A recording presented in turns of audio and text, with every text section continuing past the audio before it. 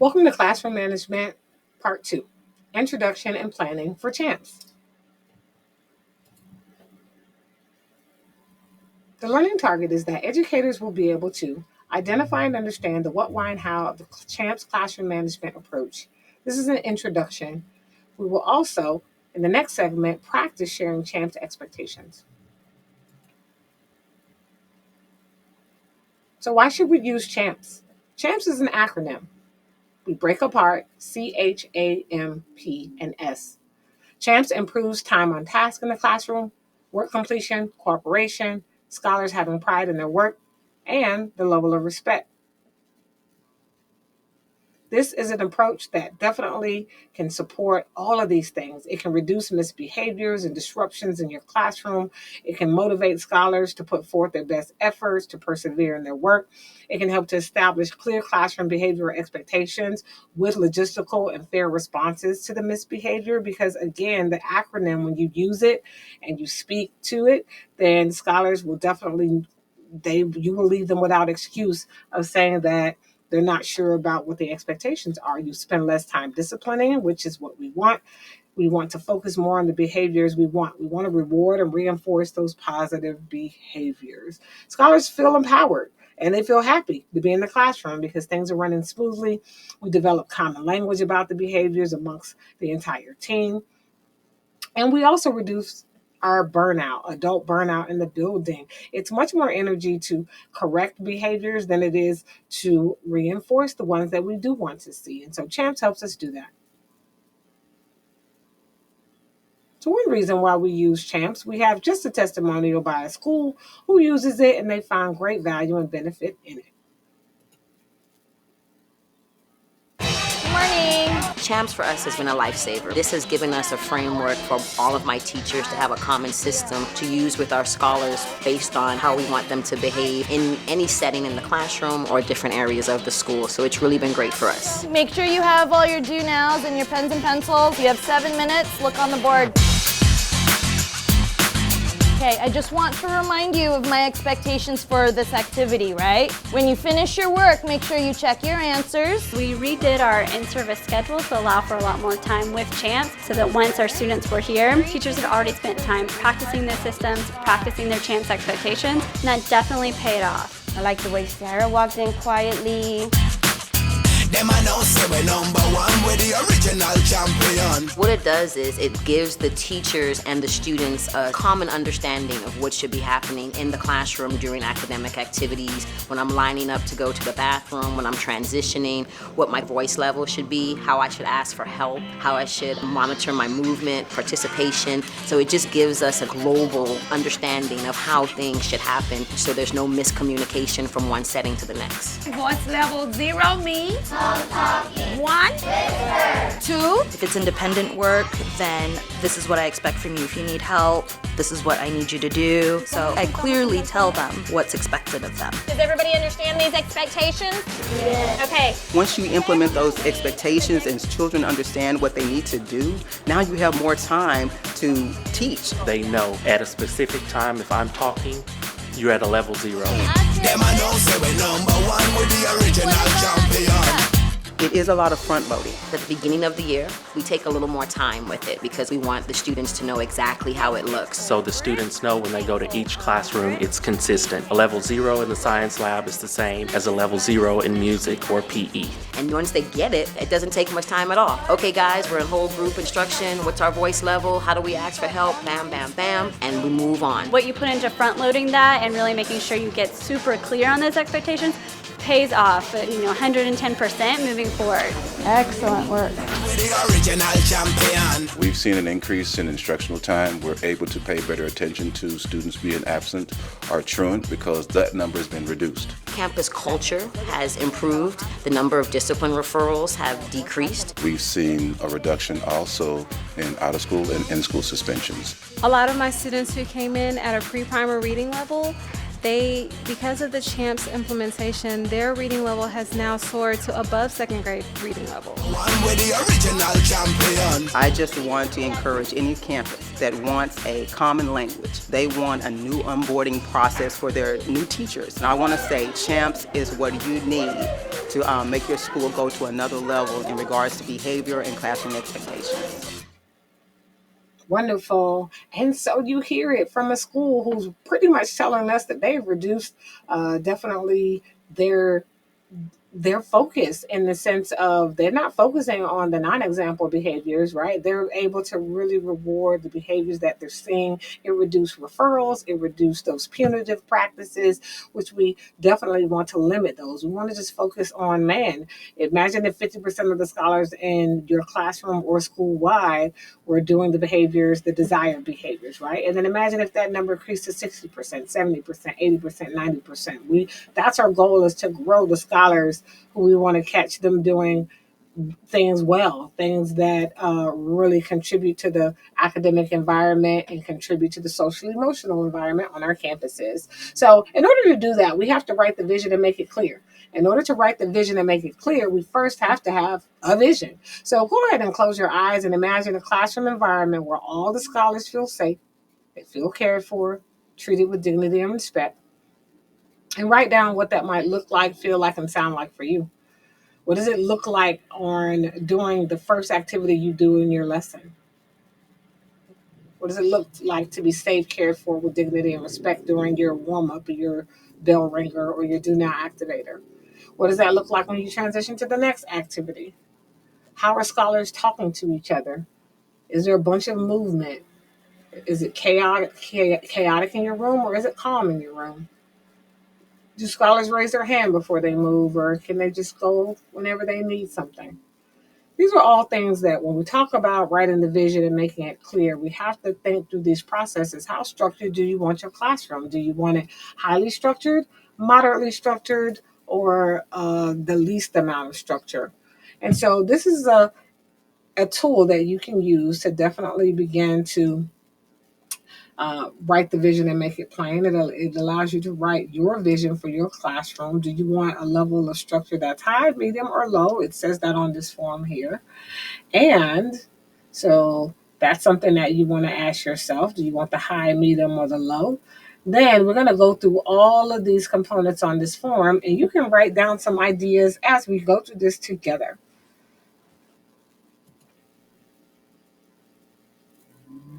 So guidelines for success. In that first category on your planning tool, what does that look like, feel like, and sound like? So this is where you write down, what are your guidelines for success? What does your room need to look, feel, and sound like for scholars to be academically successful in their social emotional well-being? What does that look like? National survey, parents, that's one of the top things that they are concerned about, their children's social emotional wellness and well-being. And so here is an example of what a teacher wrote down for the guidelines for success, that scholars will what? Be responsible for their own actions. So meaning we take responsibility and ownership for our own actions. So there's no, well, he made me hit him or he made me mad, so I ... No, we own that with an I statement. I was upset because this occurred, and I understand, why it was wrong, why I needed to respond differently. Scholars will demonstrate their best in the classroom, so we have high expectations for every scholar. Scholars will cooperate with each other, have positive attitudes, respect themselves and others. Now, these words sound good, but do scholars know what it means to cooperate? Do they know what it means to be respectful? Do they know what it means to demonstrate their best? How do they know what their best is? We all have to make sure that this is clear to scholars. And the way that we do that is making sure it's specific, that it's positive, it's adaptable, we use few words, and it's sensible. And so these are just some guidelines for success. Now we got to get even more granular so that scholars can know what we're really asking for in all of these areas. So we post it through our rules, right? Our rules are going to reinforce the guidelines we want to have in our classroom. Scholars will come to class every day, stay on task during work periods, use hands, feet, and objects appropriately, follow the directions given by the teacher, and if work is completed early, scholars will read or work on other work. And of course, CHAMPS is going to give us even more clear expectations for this. Do we really want our scholars working on other work, or do we want them to stay on that subject and topic that we're currently covering? So if this is our math block, we want them working on math. If this is our ELA block, we want them working on that. We want to keep their minds and brains focused on the content area that we want them. So to do that, we first have to have an attention signal, because sometimes we need to get our scholars' attention. And we want to make sure that if we raise our voice and we start yelling, then we model for them that it's okay to yell. And so for educators who are not sure why their scholars are always yelling, the first thing that we have to reflect on is, are we yelling? And so an attention signal definitely helps us to keep our voice level at an appropriate level.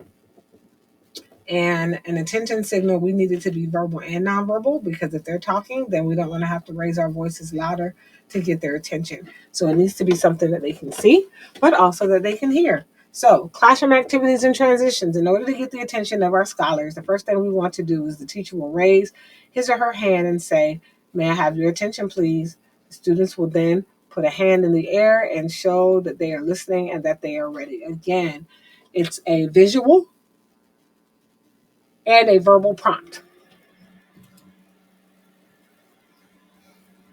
When it comes to implementing an attention signal, you want to use your attention signal when you need to get everyone's attention. And you want to ensure that students have been taught and know how they're supposed to respond. So their voices should be off, hands raised in the air, and they quickly comply. After giving the signal, you want to wait until you have the attention of 100% of the scholars. Again, that number is important. So it's important to verbally say, "Hey, I have 80%. We will move forward when we have 100%. All eyes on me, track the speaker." Then we want to give attention signal one more time if needed. So you can repeat the attention signal again if you need to. But if you definitely give them the percentage, we only have 80%, let's go, we need 100%, they will absolutely learn to make sure that they get focused quickly and give you their undivided attention. CHAMPS expectations, classroom activities and traditions. Expectations for classroom activities and transitions are on Google Slides that will be displayed during each activity. The teacher will go over all of the rules and have each seating group summarize those rules. As the scholars begin to understand, the teacher will simply show the rules and ask if there are any questions. So this is an example of we're writing the vision and making it plain. So in this section, what are going to be the expectations for classroom activities in transition? Well, this teacher is going to use CHAMPS, but they're also going to use Google Slides. So they're going to have it visually placed on a Google slide where scholars can see, and the teacher will go through the CHAMPS expectations for that particular activity so scholars are clear about what they're permitted to do. And we'll see that here in an example. So here we have the CHAMPS acronym. This will be on the PowerPoint slide.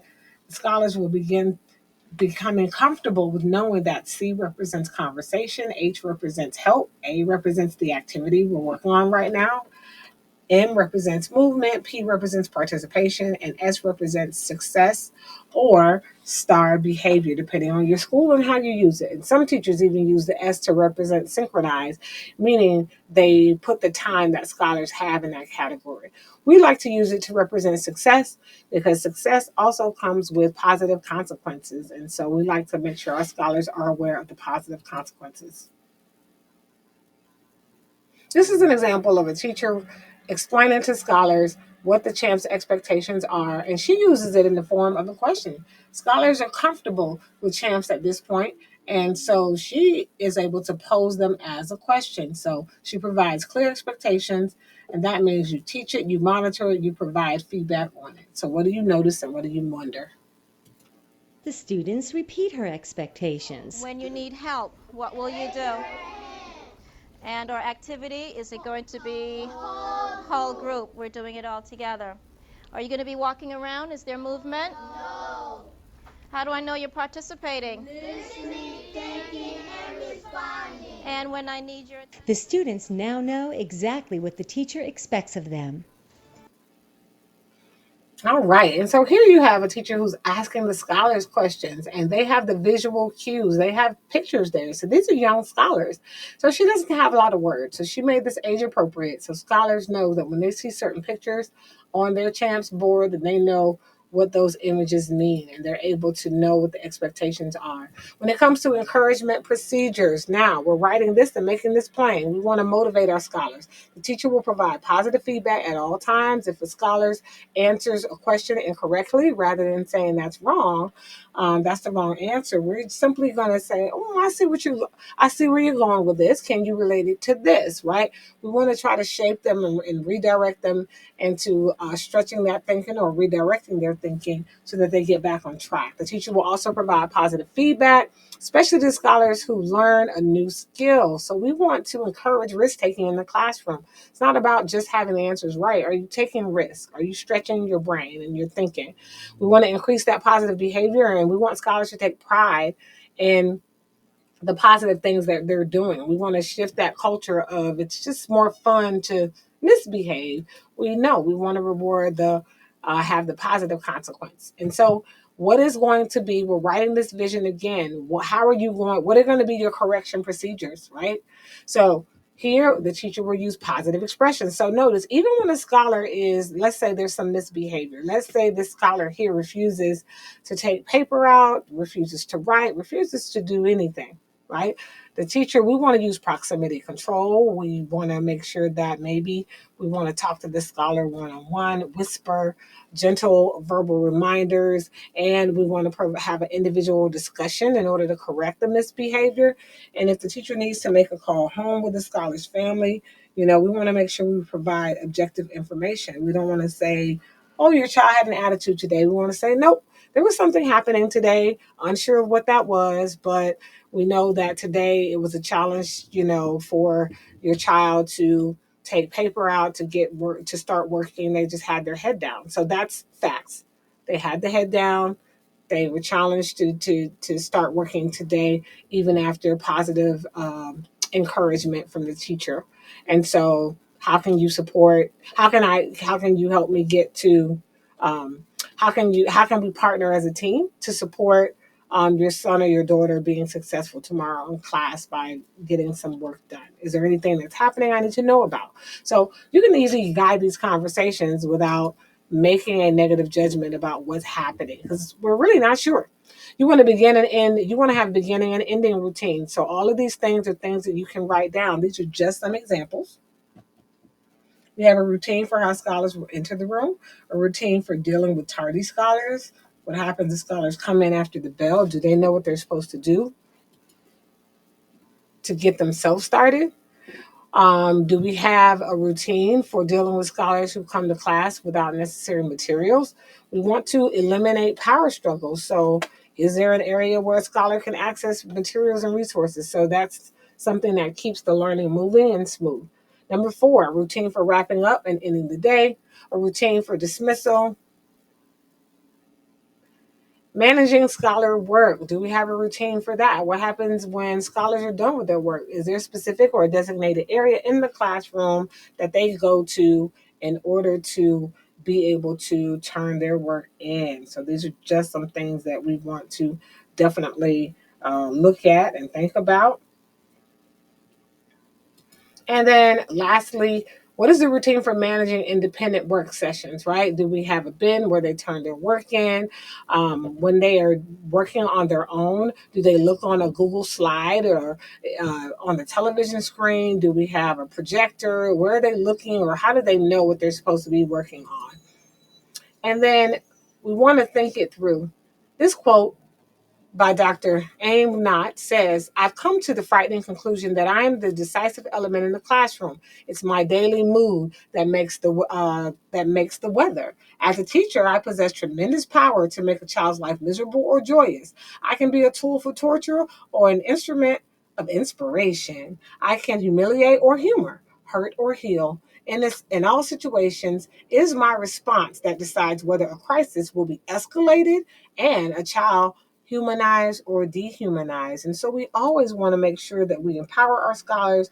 They feel encouraged, they feel empowered to really be their best selves. And so this is how we write the vision and make it plain. All of these categories on this classroom management planning tool are really important. And so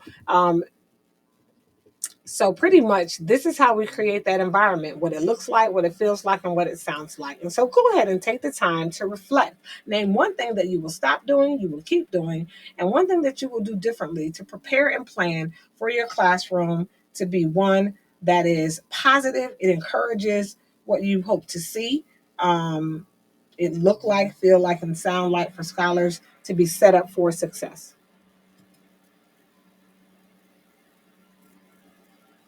And mission accomplished. In this segment, our goal was to identify and understand the what, why, and how of CHAMPS classroom management approach as an introduction. And so soon we will transition to be able to practice how we share the CHAMPS expectations, similar to the teacher we saw earlier. Thank you, and hopefully you enjoyed section part 2.